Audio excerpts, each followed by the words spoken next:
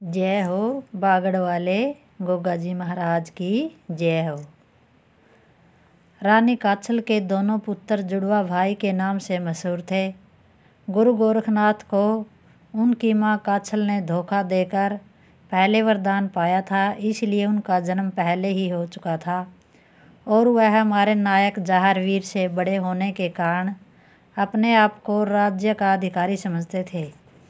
उनकी माता काछल भी समय समय पर चिढ़ाने के तरीके से जहार को छोटा और अपने बेटों को बड़ा भाई बताती थी, मगर रानी बाछल अपनी बहन के दोनों बच्चों को और गोगा जहारवीर को एक जैसा ही समझती थी और तीनों को एक जैसा ही प्यार भी करती थी।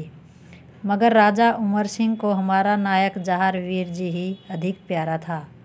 एक दिन उन्होंने कौरव पांडव के झगड़े की बात याद करके और उनके युद्ध के परिणाम से भयभीत होकर अपना सांभर का किला अपने छोटे बेटे नेवर सिंह को और ददरेड़ा नगरी का किला जेवर सिंह के हिस्से में लिख दिया।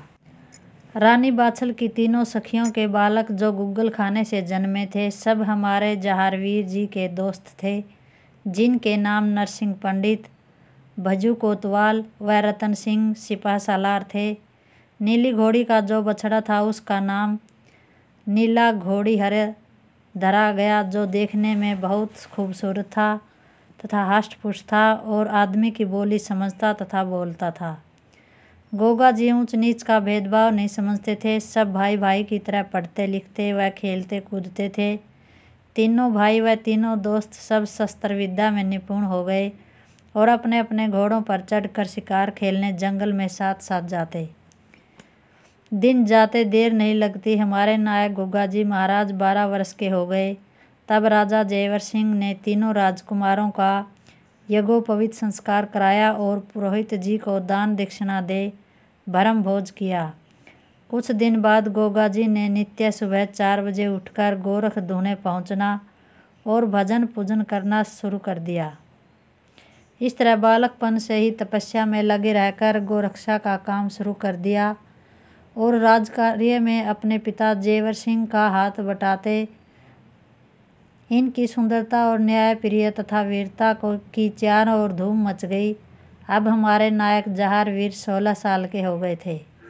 एक रोज हमेशा की तरह रात को अपने महल में सो रहे थे, तब रात के तीसरे पहर सुबह के समय भरम मुहूर्त में सपना देखते हैं कि एक अति सुंदर स्वर्ग की अप्सरा के समान खूबसूरत राजकुमारी उनके कमरे में आई और चौपट का खेल खेला। शर्त में ये बात ठहरी कि जो जीते वही मालिक बनकर रहे और हारने वाला दास। हमारे जहार जती जीत गए और राजकुमारी हार गई। सपने में ही विवाह होकर भंवर पड़ रही थी और 3.5 फेरे हो चुके थे। गोगा जी का सपना टूट गया और राजकुमारी जिसके संग भंवर पड़ रही थी गायब पाई। जहारवीर बड़े धर्म संकट में पड़ गए और राजकुमारी की याद में बहुत बेचैन हुए। थोड़ी देर में दिन निकल आया और जहारवीर जी ने भी अपने नित्य से फारिग हो भगवत भजन कर अपने महल में आकर अपनी माता को सपने का हाल सुनाया और 3.5 फेरे फिर जाने के बाद कही।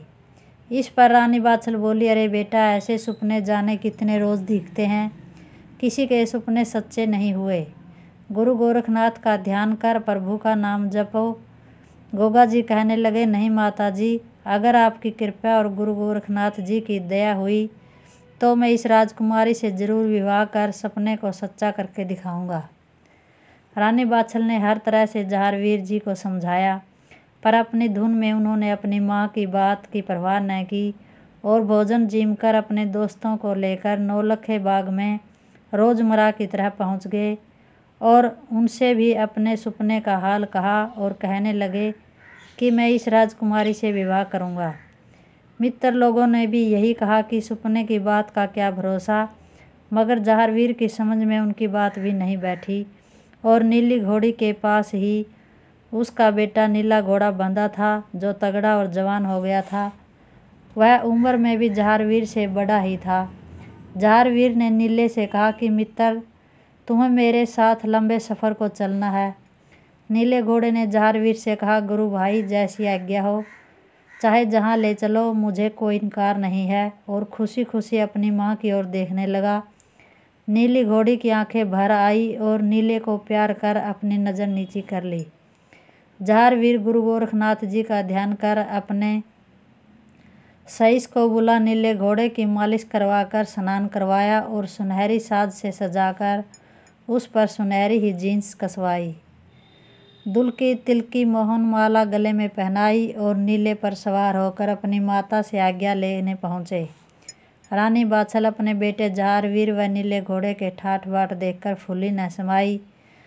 रानी बाछल अपने बेटे को देखकर इतनी खुशी हुई कि वो अपने पुराने सारे दुख भूल गई। अपनी माता को खुश देखकर जहारवीर ने हाथ जोड़कर शीश नवा प्रणाम किया और बोले, माता जी, मैं अपने सुपने वाली राजकुमारी को खोजने जा रहा हूँ, आप आज्ञा दें। इतनी बात सुनकर रानी बाछल बोली, बेटा, प्रदेश जाने के वास्ते अपने पिता व दादाजी से आज्ञा लेना बड़ा ज़रूरी है। इस पर गोगा जी ने कहा, माता जी, उनसे इस बात का अभी जिक्र करना ठीक नहीं। उन लोगों को मालूम हो गया तो वह मुझे जाने नहीं देंगे। उन्हें पता न चले तभी ठीक है। आप गुरु गोरखनाथ जी का सुमरण करो, गुरु महाराज सब भले करेंगे। उनकी कृपा से मेरा सपना जरूर सच्चा होगा। अपने पुत्र की बात सुनकर रानी बाछल नीले घोड़े से बोली, बेटा, तुम भी गुरुदेव की उसी प्रसादी से जन्मे हो जिससे तुम्हारा ये भाई गोगा वीर जन्मा है। इसलिए प्रदेशों में बहुत चौकस रहना और अपनी व अपने गुरु भाई की रक्षा करना और दगा फरेब से एक दूसरे को बचाना। नीला घोड़ा बोला, माता जी, आप चिंता न करें। जहाँ गुरु भाई का पसीना गिरेगा वहीं मेरी रक्त धारा बहेगी। अब आप हमें जाने की आज्ञा दें।